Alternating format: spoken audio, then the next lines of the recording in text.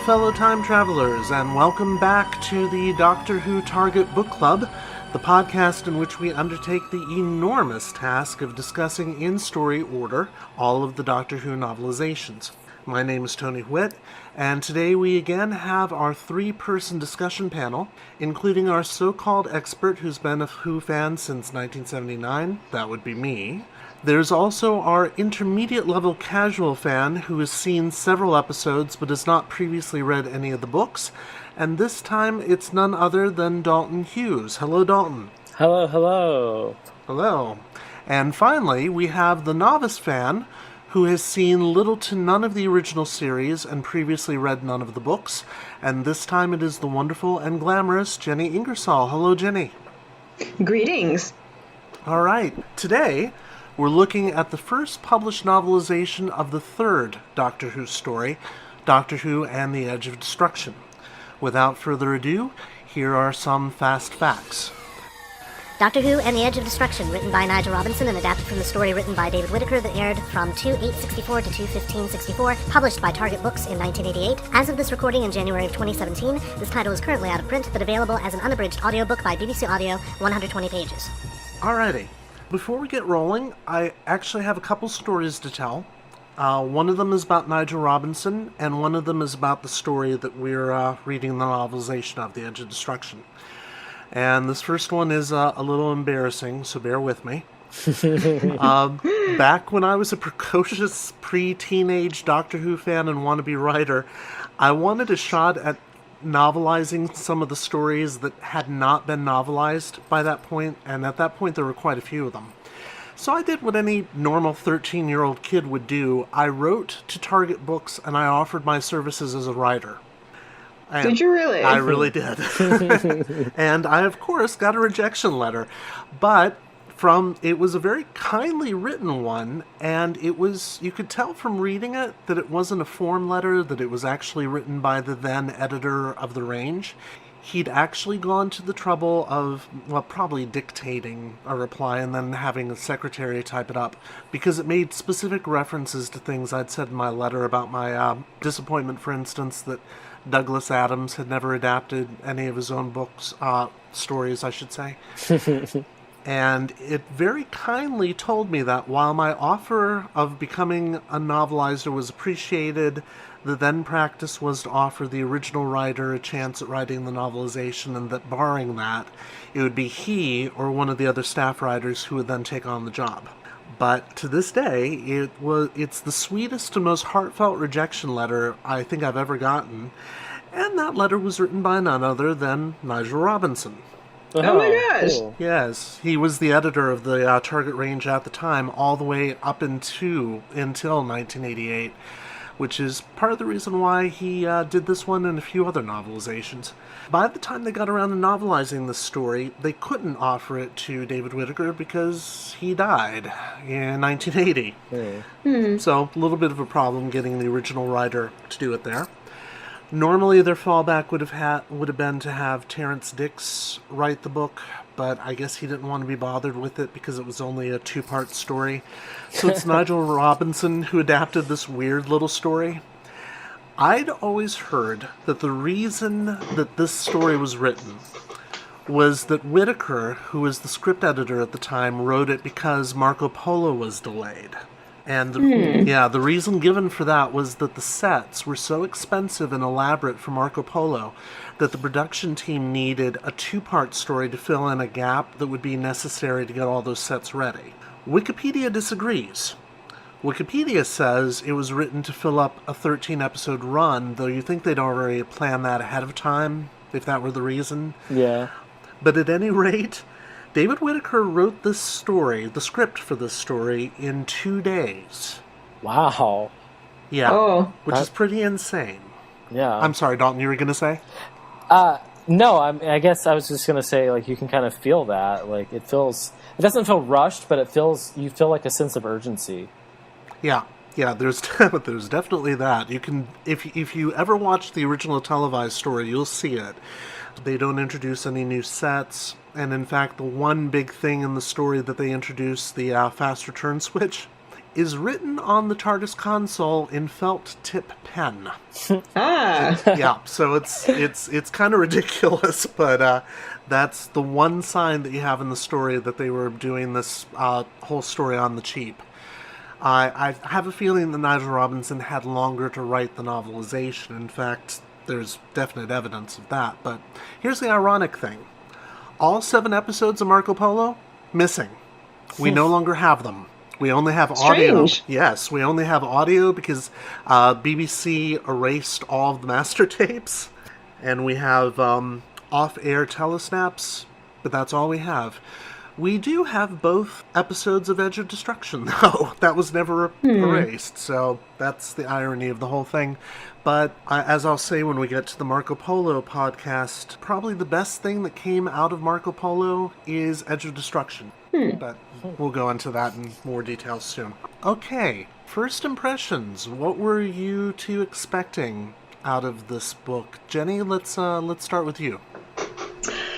You know, I don't know very much at all about the Doctor Who universe. I think I have as much contact as any layperson does, that, you know, you see coffee mugs shaped like little blue telephone boxes, and there's some sort of Doctor Who themed coffee shop that opened down our street for a while called Bad Wolf. Really? I had, yes. Why did I not know about this? Well, I love it. It's gone now, sadly, or it changed hands. It had delicious pastry, but I didn't have much at all. I've seen maybe casually one episode. Admittedly, I wasn't the biggest fan. I don't know if I'm allowed to say that You are, here absolutely. on this podcast. So I was curious. I didn't know what to expect really at all. I came in with a lot of eyes open. And as a reader of fiction, and I guess past writer of fiction, and attender of a Master in Fine Arts program of questionable, I guess, quality and or significance, I suppose I have some merit in assessing the narrative functionality of a story. Yes, so I have that coming in. Totally. And and it, you know, it was a fun read. I wasn't, I think, carried along by it as much as I would have been. And I will be recording another podcast about the Marco Polo episode, which I felt compelled to be comparing it to because I read them not that far apart from each other. Right, exactly. And that one was a little bit more favorably impressive. I don't know if I can start talking about that or in any sense. Not quite yet, but yeah, interesting that you should say that. Interesting you should say that. But that was an impression I had. Okay. All right. Dalton, how about you? I really liked it. Having seen all of the new series, well, the 2005 was the reboot. Right. Having seen all of the series except the most recent one, and reading the book, it felt like something that I could see on TV now. It felt like, I can't specifically remember episodes, but I feel like there have been lots of episodes in current series that were very much like very intense, highly intense, like suspenseful, very much like disorienting in a way. Mm-hmm. So I really liked that, and I just enjoyed it. It was a very quick read. I just woke up one Sunday morning and just read it in 2 hours. Just breezed through it. Oh yeah, it was absolutely a quick read. So I really enjoyed it though. And it's interesting that you should say that it's something that could have been done for the new series, because there's not one but 2 episodes that kind of directly call back to this one. There's an episode in the very first season of the reboot series called Boomtown, and that has to do with the power that's underneath the central console of the TARDIS. And on the DVD release of that story, they talked directly about the Edge of Destruction and how that was an inspiration for that particular story. And then there's also Matt Smith's story, and I can't remember which season it is or which story it is, but they delve directly into the heart of the TARDIS, and you get to see some of these rooms that are somewhat described by Nigel Robinson. Now, I obviously they're not as ornate as he makes them out to be, but there's definitely a lot going on that's going to resonate later in the new series. So neither of you had read the first two books. So I wondered how you felt about that prologue, which essentially brings you and the readers up to speed. Was it necessary? Did it set the scene effectively for what followed? I, again, not knowing what to expect, I wasn't sure how to treat the prologue even as a part of the narrative. I'm reading it and I'm like, wait, is this, like, I realized once I got done with it, I said, oh, okay, this is supposed to kind of set me up for the adventures of this particular crew of the ship. Right. But beginning it, I wasn't sure. I was like, wait, this is going so fast. Like, they just skipped over 2 different adventures that these people apparently had, and now we're here. And later, too, when these things are going on with the ship, and the doctor makes a comment like, oh, the ship is dying, or this energy is trying to escape, I actually wish that the prologue had gone a little further in, I don't know, somehow setting up how the ship works, or how I could, as a complete layman, expect the ship to be operating, because I wasn't sure how to take those events. Like, when someone's like, oh, the ship is dying, I sensed that the narrative wanted me to be upset about that, but I was just kind of like, I don't know how upset to be about this. Oh, that's true, because at that point you wouldn't know that that's basically their home, and it's the only way that they have to travel through time and space. So I guess the stakes would be lower without any sense of those first 2 stories. Yeah. Or just if, like, the ship is supposed to be alive or not, I wasn't sure. Oh, yeah. Okay, I could see that. Dalton, what about you? I was I was a little confused with it, because I was like, wait, this is the second story, but it's telling me how they met them again? Or I couldn't tell, like, what its purpose really served. I was like, okay, this is the second story, but he's going back and telling... Well, third story. Yeah, third story, I guess. But then going back and, like, telling me how they met, and I was like, it seems kind of superfluous, but... Well, there's actually a really good but kind of confusing reason why that happens. Because people who have read these books, and also listeners to the podcast who hopefully by now will have gone back and listened to our first and second episodes, which are available on SoundCloud.com. Sorry, I had to put that in there. Yes, exactly. Will already know this, but the very first story was not the first story that was ever novelized. The second story, The Daleks, was the very first one to ever be novelized, and that was in 1964. Okay. And then An Unearthly Child, the first story, wasn't novelized until 1981.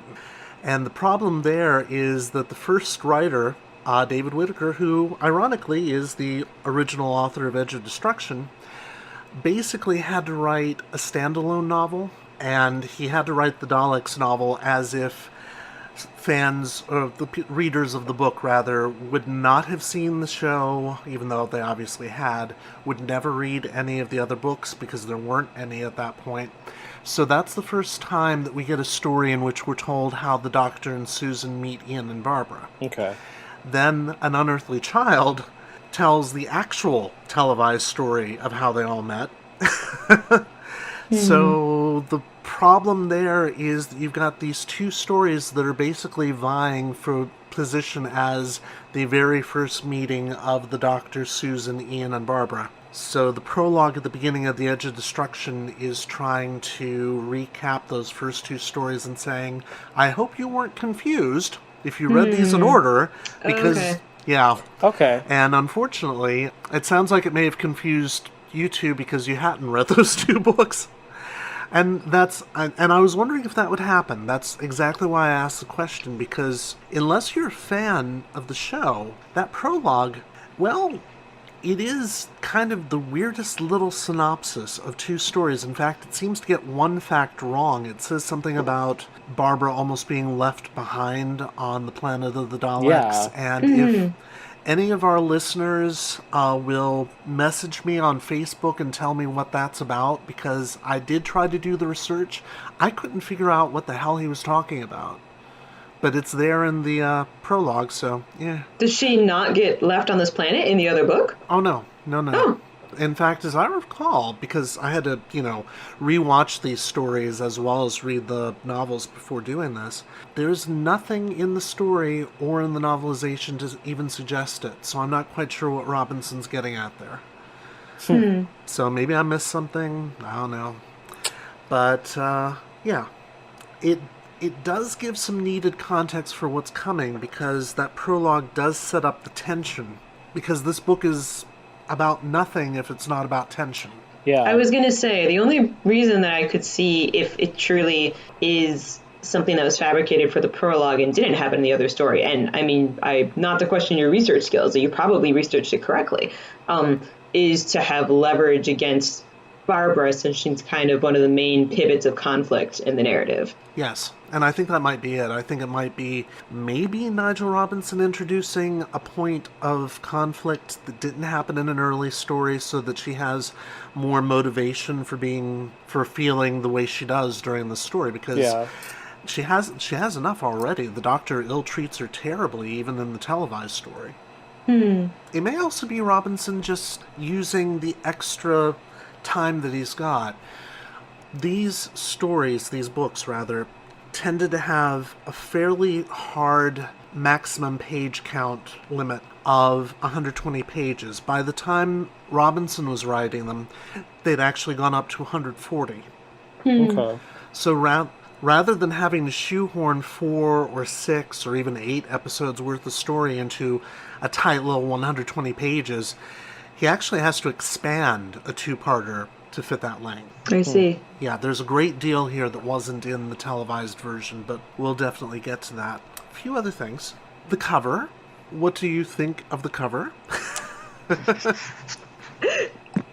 I'm kind of fond of it in I kind of like weird kind of retro looks. Okay. What part was retro to you? The title, definitely at the top, the slant of the Doctor and the sheen of the Who with that feather red, glow. Oh, the logo. Yeah, the logo. Yeah. I like that. And then just I like the simplicity of the bottom, where it just has the control panel, the Doctor, and some, wall. Yeah, it's very much just, simple. I like it, though. Okay. How about you, Jenny? Yeah, I was a big fan of it right away. I was like, oh yeah, this is, as Dalton, you were saying, the slanted Doctor and the chrome Who, very heavy metal, that animated movie. I don't know if you're familiar with. Very heavy metal, and of course, the Doctor kind of mischievously looking to the kind of the right and fading, up from the other art. Just kind of reminds me of all the yellowed paperbacks that I was picking up from public libraries in the early 90s. Oh, okay. Totally a fan. All right.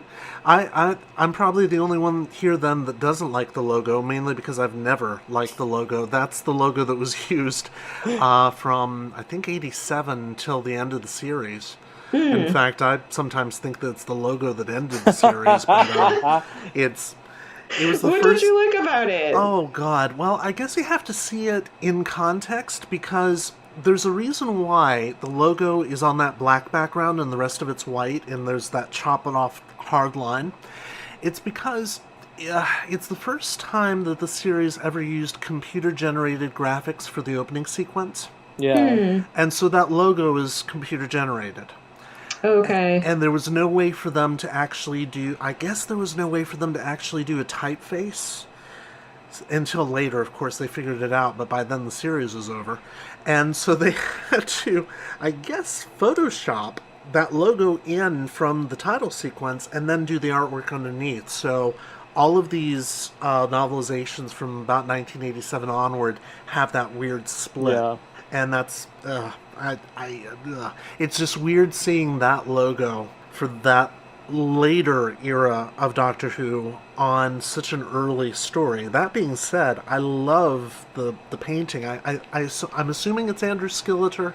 He would have done a lot of the paintings at this point, but he's not credited. So I'm not really sure. But I can see what you mean, and it's also worth mentioning that, I don't know if this is the case for all of us, but seeing this as a PDF, that effect of it being choppy, I think, would be much more apparent if we were seeing it on the cover of an actual book. Oh, yeah. Whereas when it's on the screen, I kind of forgot about that. I was just like, oh, this is, I didn't even think about how that would look. Oh, okay. All right.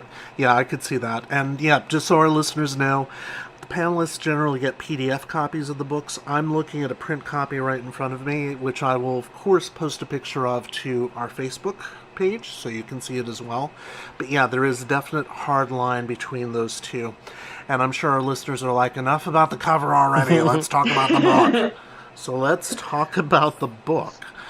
Let's first get some general stuff out of the way. What was your favorite scene or your favorite line? Jenny, let's start with you. I'm looking over my notes. I had to think about this.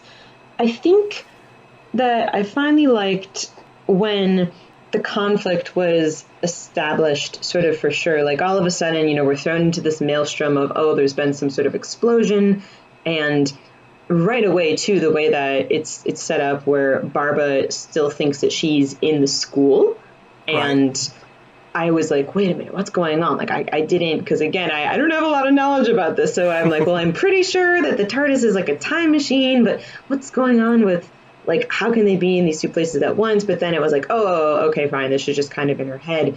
But then later, and this was on page 26, like finally we got around to this conflict of, oh, it's Barbara and Ian versus the Doctor and Susan, that they've never been quite treated as equals. And this is what's going on. And I even kind of jotted down, I'm like, oh, okay, here's the conflict. Well, I bet by the end of this, if this book follows anything that I know, probably they will be equals by the end. And they are, so that was nice. Okay, so you were able to see some foreshadowing going on there. Yes. All right. And Dalton? I really like the scene with Ian when he got separated from the Doctor, and he was going through the ship, and it basically just talking about all the artwork and things that had gathered over time, and how that kind of was like a, I don't know, it kind of laid out time in this linear way on the ship, and I really just like that imagery, the idea of that.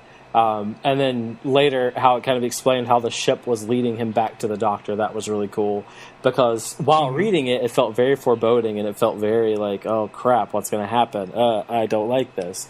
But yeah, later it just kind of explains everything. It's like, oh, that's really cool. Yeah, exactly. In fact, one of the interesting things about the story is that if you're watching the televised version, it comes across very much like a haunted house kind of story. Yeah. And of course, there's the possibility of demonic possession. There's some poltergeist activity, which, by the way, is not in the televised version. But that sequence that Dalton's talking about, where Ian is separated from the Doctor and then guided by the TARDIS back to him, that's not in the televised version.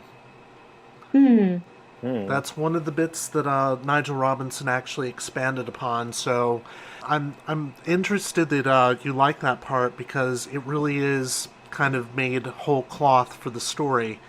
That there's some little sequence where the Doctor and Ian are checking figures and readings on the console, but they don't go any deeper into the TARDIS to look for problems. So yeah, that's a favorite sequence of mine too. It adds a lot more about what day-to-day life would be like in the TARDIS. Yeah.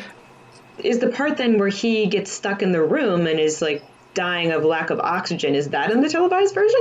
No, not at all. Yeah. Do you think that it was put in as a way to kind of give Ian a little more character? Does he end up being more kind of like the Doctor's... I mean, they are, of course, the Doctor's companions, but does he become more, like, curious, like Rory is? Or is he, I feel like, does he become more curious? So him kind of having these little side quests, I guess, in a way? Does that become something... Yeah, in fact, everything that both Ian and Barbara do in this story, even in the new material, is completely in keeping with their characters. Okay. So that makes sense. Yeah, it really does. And I think having Ian be the one who, because he's a science teacher, so of course he's going to go off and get himself into some trouble.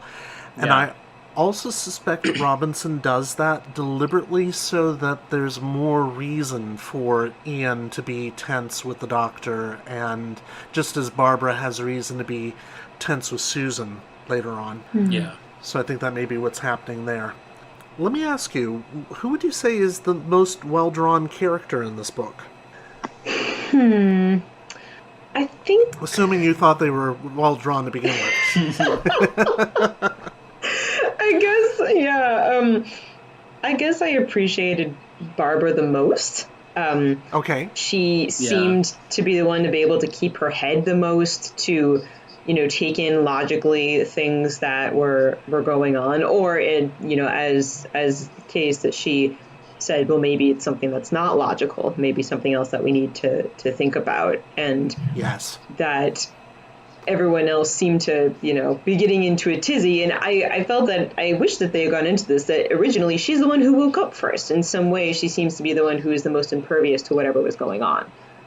Right. And yet they trusted her the least. Mm-hmm. Yeah. Because she woke up first. Right.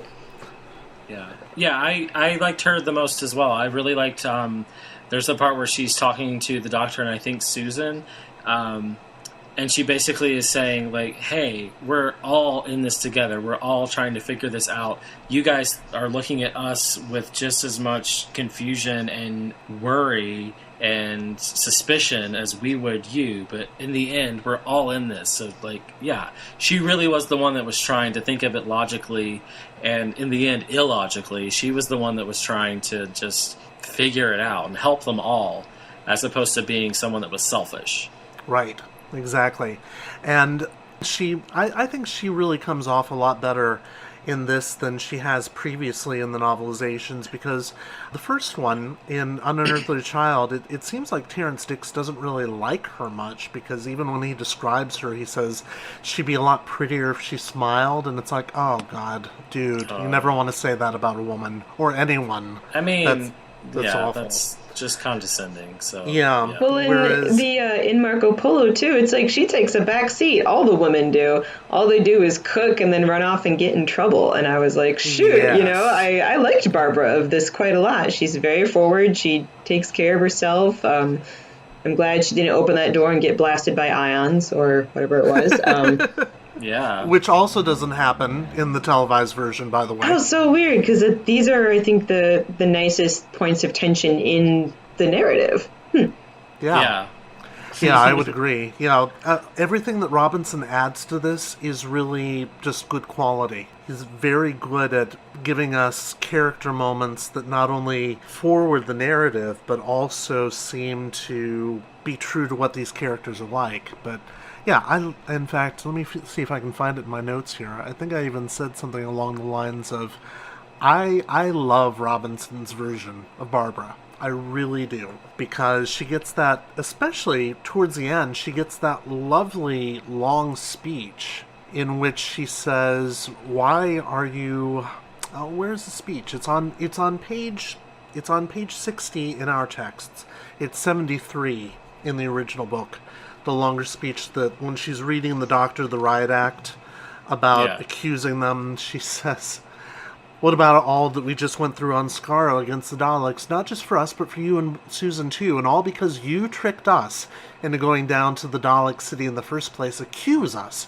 You ought to go down on your hands and knees and thank us, but oh no, gratitude is the last thing you'll ever have. You think you're so superior. And it just goes on, and I'm like, yes. Yeah.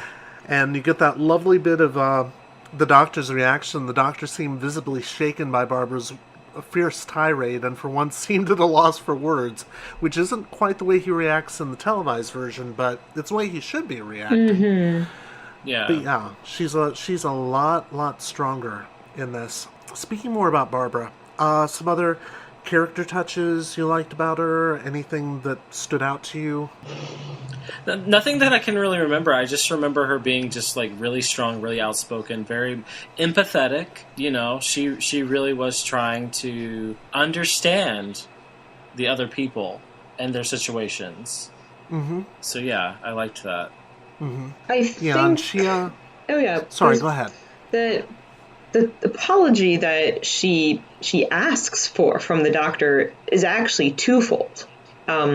Right. That, first he's like, oh, I owe you this apology, and he apologizes about the current situation. That, oh, you were right about what was going on with the ship, and I'm sorry about that. But then she's like, says Barbara regarded the doctor. The look in her eyes told him that his apology wasn't enough. And she asks for more then, that it's not, and this is where I felt like, oh, good, this is coming back to my prediction about what the conflict would be in this story, that it's not even necessarily what's going on with the ship, it's the deeper conflict between the doctor and Susan and Ian and Barbara not being treated as equals. And right. She's asking for that part of the piece, that finally, okay, yeah, I saved you in this situation, so now you give us the respect that we deserve. And I'm like, okay, good. The narrative is closed. Things are as they should be. Yeah. And it's interesting that you should point that out, because you said it was twofold, the apology. That's because in the televised version, it happens in two separate scenes. Yeah. The original apology ends with the doctor saying, we owe you our lives. And Barbara tries to say something, and she chokes up and runs out of the console room because she's so overwhelmed. And there's this feeling of, oh, okay, this is going to take a little more than just the one apology. And you get that apology at the very end of the story, in which they have another really sweet scene, just the doctor and Barbara, in which he says, I understand why you're upset with me. It's the injustice of the way you were treated, and I'm sorry about that. We all need each other now, and we can't do without you. Is it normal for the doctor to be such an asshole? Like, these early stories, yes. Okay, because I was like, this person is just incorrigible the entire time, and I didn't know how, normal that was, or how that was going to be or continue. Well, this is going to be. I'm sorry. Go ahead, Dalton. I was going to say having seen all of the new series, it still happens. Even later iterations after he's so much older and so much more experienced. There are times when he basically comes off as just a huge jerk, and a lot of times it ends up being justified, and it ends up being him being clever and witty and complicated, and ultimately trying to be righteous and do what's right. So yeah, sometimes it comes off as just so flagrantly like, what are you doing? But then, but yeah, sometimes it ends up being fully explained, and it just makes it more worth it, and it totally expands on his character. So yeah. And I get that. To me, it's sort of like a Sherlock thing, where it's like, okay, yeah, we can accept how he's being, because he does have this intelligence, and every so often he does throw Watson a bone.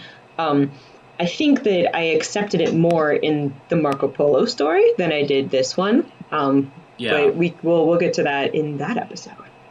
Of course. Yeah. Yeah, so stay tuned, listeners. That is coming up. But interesting that you should mention Sherlock, Jenny, because the producer and creator of Sherlock, Stephen Moffat, is the current showrunner of Doctor Who. Oh, really? Yes. And the newest actor to play Doctor Who, Peter Capaldi, is basically Hartnell all over again, but even more of an asshole, to use the term. Yeah, and it's almost as if all those intervening hundreds, actually at this point thousands of years that he's been alive just never happened, and he's learned nothing, because he is definitely that brusque and abrasive. But in these early stories, yeah, just to give everybody a recap, in the very first story, when Barbara and Ian follow Susan home, the doctor basically kidnaps them rather than letting them loose to tell other people about his existence. When they go to the planet of the Daleks, he makes up a fault with the ship so that they have to go down into the city of the Daleks, and thereby endangers all of their lives, because it turns out that the planet is radioactive, or in the case of the book, there's air pollution, and almost gets them killed by the Daleks because they're, just bad. And then he pulls all this stuff in this story. And everything that Robinson adds that's new of the Doctor, especially the internal thought processes that we get, all that internal exposition, is just lovely because you get some of the justification for their behavior that you don't get on screen. Yeah. I loved it every time we would flash to the Doctor and he would think something along the lines of, maybe I should apologize to her, but she's saying I'm wrong about this. I'm never wrong about anything. And it's like, oh, yeah, you poor sap. Of course you are. Of course you are, especially when it comes to this stuff. What else struck you in this novelization? Let's see. In specific, anything good? I also see here that you have a question about, or was something we haven't talked about, was anything that didn't work for us about this novelization? Yes, please. I'm curious from your perspective, Dalton, what did you think? Something that didn't work. Yes. Something that didn't work? The whole scissor scene with Susan kind of confused me. Yeah, let's talk about that, shall we? Go ahead. I guess I just felt like, as I was reading it, it felt very much out of character, and it was never really explained, and I didn't feel like it was explained anyway. I felt like it was like, was she having a nightmare? Was she really attacking him? Was she that suspicious? Was she, like, trying to protect herself? What was the deal? Like... Mm-hmm. Yeah, Jenny, what do you think? I agree, and then later on she kind of does the same thing with Barbara, like she still has it down there, and it's sort of, I kind of like it because at that time it's still sowing these seeds of suspicion and tension in the reader's mind of like, what's going on? Is it a ghost? Is it something from the outside? Are these people being possessed? Something it reminded me of is John Carpenter's The Thing.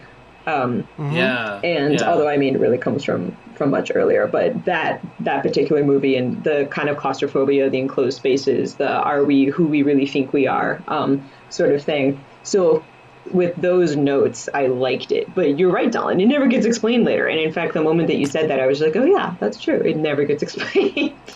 Yeah. And come to think of it, it's the only time that Susan ever uses a weapon. And here's the interesting thing about that. I have a story about that. That scene got the producers in trouble because the original remit of Doctor Who was that it was a children's series and it was meant to be an educational series. So they would alternate episodes that had a historical focus with episodes that had a scientific focus. Because, and you'd think that the script editor of the damn series would know this, but I think this is one of the few missteps that David Whittaker ever made. He decided, well, they're scissors that Barbara uses at one point in one of the other stories. We might as well have them there. And she does brandish them at Ian in the televised version, and then she stabs the bed repeatedly. And I get where you're coming from, Dalton, because it never really explains why she's doing that, or if she's just that suspicious. I think we're meant to think that she's just that suspicious,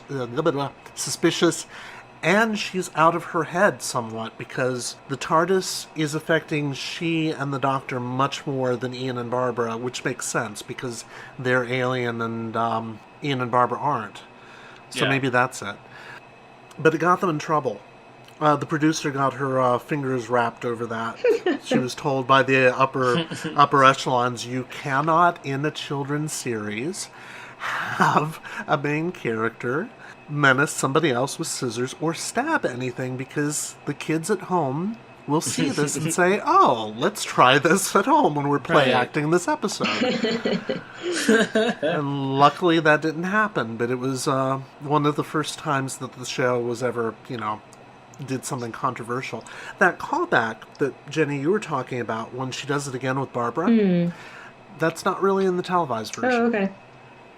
And I think it's a lovely little character note for Barbara, because when she tells her to put down the scissors, and she imagines herself talking to one of her students, which, of course, Susan is a former student of hers. Mm-hmm. Yeah. Yeah, and it's a nice little character note going on there. Other things that didn't... Well, actually, I want to bring up something that I think maybe might have been confusing. The explanation of what's going on. Do you mean just in terms of what's going on with the ship? Yeah.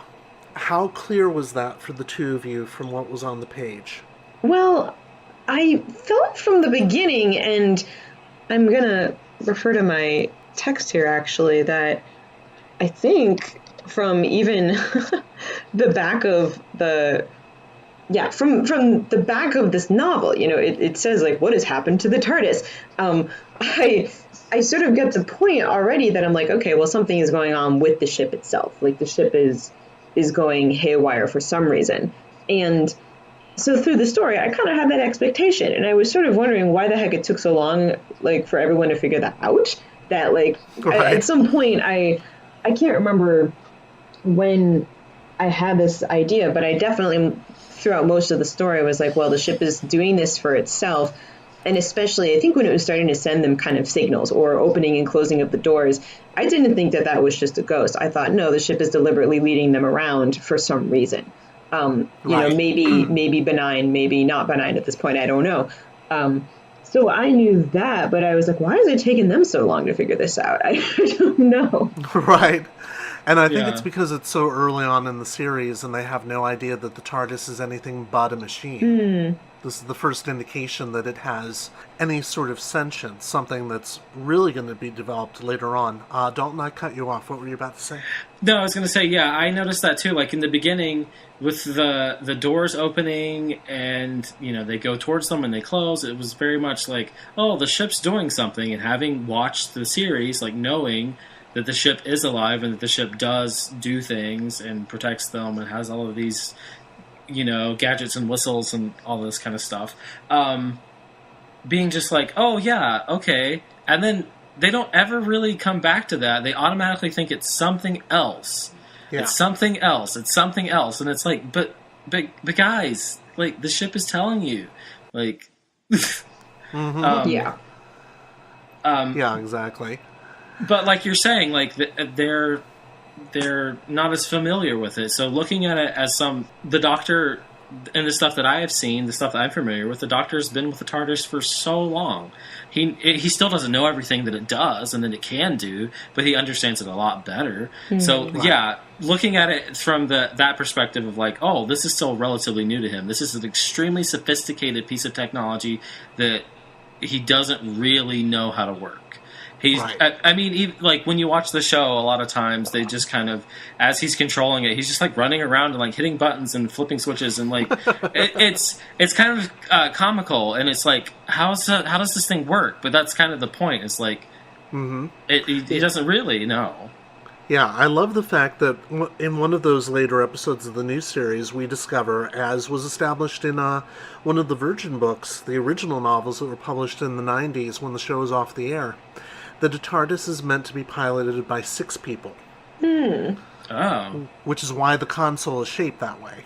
Yeah. Each person has their own console, and the Doctor actually ends up using his companions in that later story to pilot the TARDIS, and probably the only time it's ever been piloted correctly in the entire time the Doctor's ever had it. Yeah. But it's weird, because the explanation of what's happening to the TARDIS in Chapter 9, to me anyway, is still kind of unclear. The full explanation is here, unlike in the televised version where Hartnell is said to have left portions of it out, which would really be confusing. Yeah, he forgot his lines. He tended to do that. Because it's such a strange one. The fast return switch gets stuck. And they go back to the beginning of time, right? Like, they go back to the Big Bang. No. That's the... In fact, Ian asks that, and the Doctor says, no, we would not be able to survive that. Okay. And, in fact, in the original story, the implication is that's what's happened. In the novelized version, it's explicitly shown that it isn't, and that's because in the 1981 story Logopolis... That's not Logopolis, Castrovalva. That is what happens to the TARDIS. Okay. Oh, okay. It does go back to the Big Bang, and it almost doesn't survive. And it's not because of the fast return switch. So I think that's Nigel Robinson very cleverly putting that in there. In fact, before we get any further, that whole bit about the the bell tolling. Yeah. Yeah. The bell that rings in that chapter to announce the imminent destruction of the TARDIS, it wouldn't have been familiar to viewers in 1964 because they weren't hearing it. They were hearing some other strange sound effect. But that reference would make plenty of sense to readers in 1988 because also in 1981, it was established that the TARDIS has a cloister. And the bell, the cloister bell, sounds whenever the ship is in imminent danger. Oh. So Nigel Robinson doesn't name it as such here, but that's obviously what it is. And he even has Barbara think of that John Donne quotation, "Ask not for whom the bell tolls, it tolls for thee." Yeah. Which is another reason why I adore Barbara in this book. It's just brilliant. She's the one who figures it out, even with that weird explanation that it's stuck. They're going backwards in time to the formation of not all of the universe, but a galaxy. And it's telling them it's in danger by various clues so they can fix the fault and get underway before it's destroyed, I think.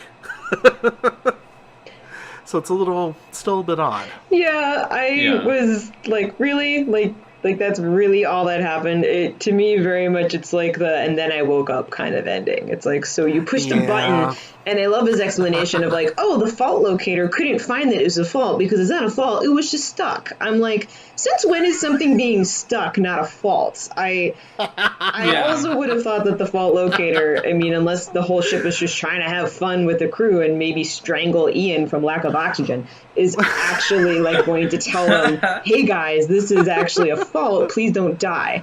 But instead it wants to engage in this like circuitous, thing of clangings and breathings and whatnot. Well, interesting you should say that, though, because if you think about it, I don't know if you've ever seen or read the Andromeda Strain by Michael Crichton. No. Something similar happens in the movie. I don't know if it happens in the book, but it happens in the movie. That they're supposed to get some sort of warning about something, and a piece of paper gets stuck between the bell and the clapper that's supposed to let them know. And it's purely a physical fault. It's not a technical fault, and it's something that if there had been a fault locator, attached to this bit of machinery, it would not have caught it. So it's interesting that even Michael Crichton was willing to do something like that, but it does have that sense of, oh, come on, really? Well, yeah, because that's like an ironic, Romeo and Juliet-esque, like, oh, the message got lost, the messenger was crossing paths with Romeo, like that I can buy. This, I'm like, why wouldn't he have just seen that the button was stuck? I don't, and, maybe this is underlined as Dalton, you were saying, by the fact that I don't know that much about this narrative and the conventions of it, that the Doctor is supposed to be, while he claims to be, knowing so much about the ship, he's actually kind of a bumbling fool. Yeah. And that this is just part of the conventions of the whole, narrative arc of all of these, that it's some kind of pompous person claiming that they know everything that's going on and really not knowing a damn about it. Right, and Dalton will already know this, but it's later established that the Doctor and Susan, when they left their planet, actually stole the ship. Oh. Yeah. And it was in the repair bay, so it's not in the best of function, and it's old. It's basically the Doctor, I think I've said this before in our first episode, that the Doctor's basically driving a Ford T-model. Yeah, so this is like the regular Millennium Falcon of the Doctor Who universe. Okay. Exactly. Got it. Yeah, it comes down to that. It's precisely it. The explanation here is still a little odd. It's still a little strange. And yet, it still kind of carries me along because there's so much added to this from the televised version. I know I've been saying that a lot tonight, but for instance, on page 65 in your PDF, page 78, for those of you reading at home, Susan talks about the difficulties the Doctor's been through because she's trying to justify to Barbara why the Doctor acts the way he does. Mm-hmm. And she says, even old friends have turned against him in the past. And most fans are going to read that as a reference to the Master, who is another renegade Time Lord, old friend of the Doctor who ends up becoming his mortal enemy. Frenemy. Frenemy, exactly. Yeah. Who's now the Mistress, so it's also Yes. a trans enemy, which is just hilarious to me. I love that character. But that character won't be introduced on screen for another 7 years. Oh.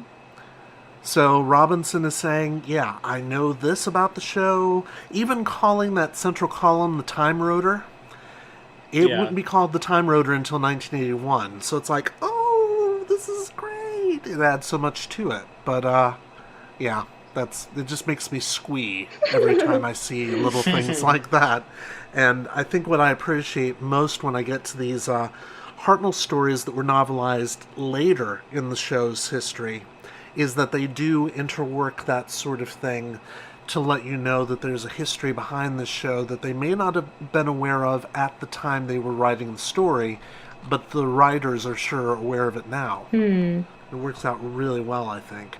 In fact, let me just say, I think the story is easier to read in some ways than it is to watch it, because the televised version has the characters acting out of character, and you don't know the characters all that well to begin with, but it also doesn't give any sort of internal justification as is given in the book. Okay.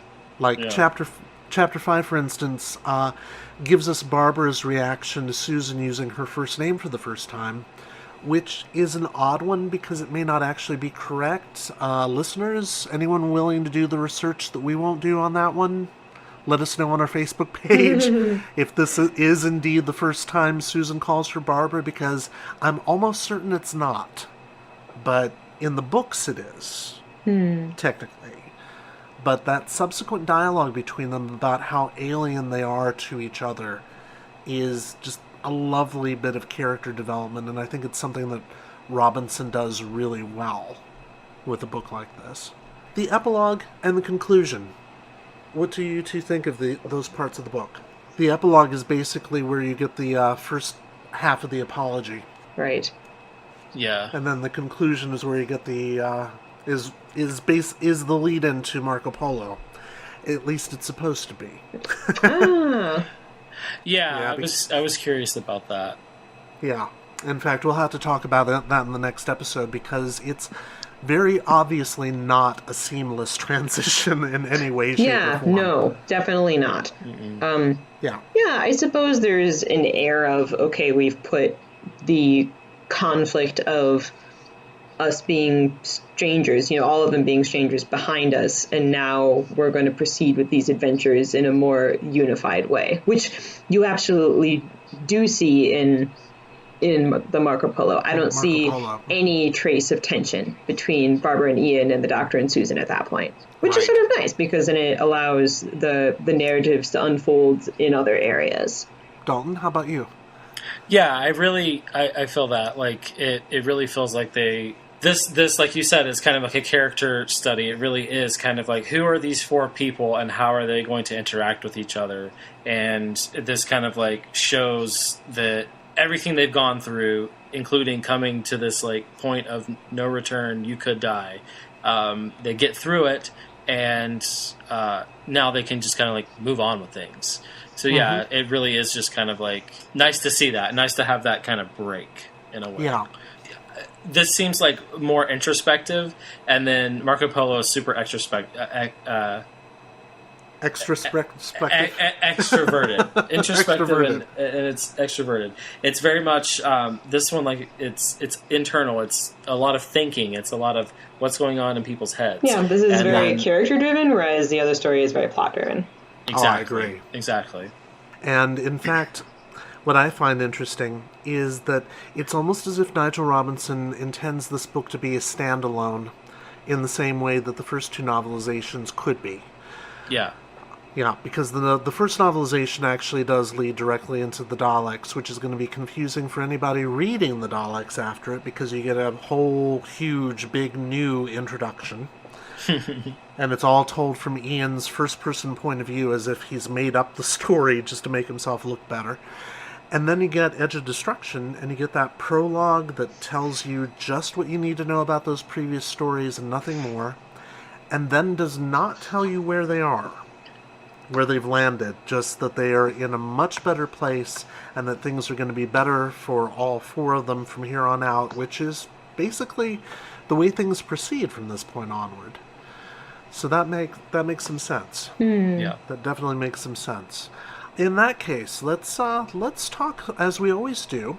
We're going to go to Goodreads.com for online reviews of the book written by other readers, then follow those up with our own ratings. By the way, if you're listening to this podcast and you want to have your review featured when we get to an upcoming book, simply read the book, write a review of it on Goodreads.com, and then write a comment on our Facebook page so that we have a chance to see it before discussing the book ourselves. You may just get your review read out loud here. All right, the average rating for Edge of Destruction on Goodreads.com is 3.53 out of 5 stars. And here's some sample reviews. Nicholas Smith writes, "This is one of the forgotten treasures of early Doctor Who and reads more like a Pinter play than a sequel to the first Dalek story." Huh, Pinter, good God. The option for the series to stop here and focus on both character exploration and development is a bold choice, but a very welcome one. This claustrophobic tale really brings out the alien nature of the Doctor, Susan, and the TARDIS, and the writing style is sparse but effective. I'm working my way slowly through all the books, yeah, so are we. And I have to say that if others match the quality of this one, it will be a very pleasant journey. Highly recommended, 5 stars. Interesting he says that, too, because some critics of this story have compared it to Luigi Pirandello's 6 Characters in Search of an Author. Have either of you ever read that one? No, not Yeah. familiar. It kind of does read very much like a stage play where you've got 6 characters and they're trapped and they don't know what's going on. It's definitely got that feel to it. Donovan writes, "It's not Nigel Robinson's fault that the original 2 episodes penned by David Whitaker were so strange. This story was novelized for completeness, I suppose. It's a very weak story to begin with, but Robinson does a few interesting things, and his version does improve the original. My favorite part of this book was the opening introduction and prologue, where we get more about the life at Coal Hill School. For example, Mrs. Johnson trying to track down Susan's birth certificate. What I didn't like about the story was that Robinson padded the story out so that it would fill the target format. The padding consisted of more wandering in corridors, which isn't terribly dramatic. 3 stars. Which I guess is fair if you don't like wandering in corridors. There's a lot more of it in this version. If you don't have an active imagination. Yes, exactly. Oh, that's a little unfair. Donovan, he didn't mean that. I'm sure he did that. All right. Nicholas White gives us the minority opinion when he writes, "Robinson has taken a 2-part story and padded it out with some interesting new material of Ian and Barbara exploring the depths of the TARDIS. Unfortunately, Robinson's own prose style is thunderously bad in places. For completists only. No rating given." Thunderously bad, ladies and gentlemen. Nigel Robinson, who was kind to me when I was 15 years old in his rejection letter, writes in a thunderously bad way. You know, I'm not going to say that it's thunderously bad, but I will say that the kindness he gave to you in that rejection letter doesn't have to be related to his skill as a prose writer, because there's a phrase that my advisor in my MFA program used to talk about Stephen King, actually. And let it be known that I love Stephen King. I think Stephen King is a wonderful storyteller. But as a writer, my mentor says, he has working men's prose. It's working men's. Like, it's not, something that you're going to necessarily sit there and chew on for your entire life and get a myriad of flavors out of. It just kind of gets the job done. And I think that that's the case, and it especially came out to me more so when I jumped over to Marco Polo and felt, okay, wow, I don't know if I'm going to pronounce it correctly, but John Lucarati? Yeah. Here's a person who I think I could sit down and read for a while. That was my impression. Interesting. Okay, yeah. How many stars out of 5 would you give this, Jen? Oh, God. I don't know, but... like 2 out of 5. Really? Solid B- movie. I don't know. Oh, wow. Goodness. Okay. Dalton, how about you? I'm like 3.75, leaning towards a 4. Okay. Just because I just really enjoyed reading it. Like I said, I read it very quickly. I just kind of got into it. So yeah, I really liked it. It was, like you say, it's like working man's prose. It's kind of clunky. It's kind of just like da da da da da da da da da da da. But I enjoyed it. It was pretty straightforward. Like once it got going, it helped. It kept my interest. And yeah, like we've said, it had some good character development. It had some good things to think about, even if it was intense. So yeah, I really enjoyed it. Okay, and I'll be honest. I kind of do have a bias towards Nigel Robinson, even though I will admit that thing about his prose style being thunderously bad. There are some other novelizations of his that I'm not a fan of, and his one original novel for the '90s series, which was Time Worm Apocalypse, painful. I hated that book. I absolutely hated that book. I'm sorry, Mr. Robinson, I really am. But I hated it. This one I do not hate. This one I would absolutely give a 4 out of 5. It's not what I would consider one of the best Doctor Who novelizations, because it's not quite on the level of, say, the Daleks.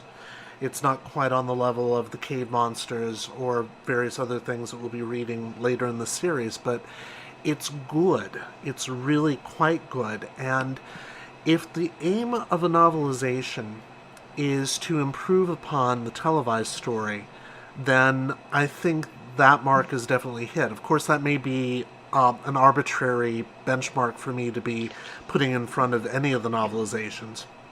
If it's just to tell the story, it does that too, but this one actually improves on it. No, I think that's valid. I mean, and it surprises me all the things you're saying about the places in, just as a narrative, taking away the quality of the prose, that the places in the narrative that I thought, okay, good, we're getting this now, that they weren't in the show, because then I'm kind of sitting here thinking, like, dear God, what was happening in the show? Like, I don't, what was the show? What constituted the show? So on that virtue, I think you're absolutely right, Tony. Well, one of these days, Jenny, and you're invited to this, Dalton, we'll have to sit down with a bottle of wine and watch those 2 episodes together, because now that you've read the book, I'd be very interested to see what you think of the televised story. Yeah, it's interesting. It's a great story. I like it. I do like it, no matter how many people think it's weird, but then that's just me. All right, so thanks, guys, for being part of this podcast. And thank you, fellow time travelers, for giving us your valuable time yet again. Next time we'll be reading Doctor Who and Marco Polo, or is it simply Doctor Who - Marco Polo? Doctor Who, Marco Polo versus, I don't know. In the meantime, if you've liked what you've heard here, like us on Facebook. If you add a comment on that page, if you think there's something we missed here, or you just want to tell us you like us in, words, you'll be entered in our 3rd Target book giveaway. This time, some lucky fan randomly picked by me will get a gently used copy of Doctor Who and the War Games. Ooh. Yes, exactly. It's exciting. Check our Facebook page at Doctor Who Target Book Club Podcast. All one word with no spaces for more details. Also, feel free to give us a thumbs up on YouTube. Follow us on Twitter. We're at DWTargetBC, or subscribe to us via the podcast provider of your choice. If you really like us, or if you really, really don't like us, post your comments, suggestions, questions on any or all of the above platforms, or email us at dwtargetbc@gmail.com. Thank you very much for listening, and enjoy your travels. Bye-bye. Bye.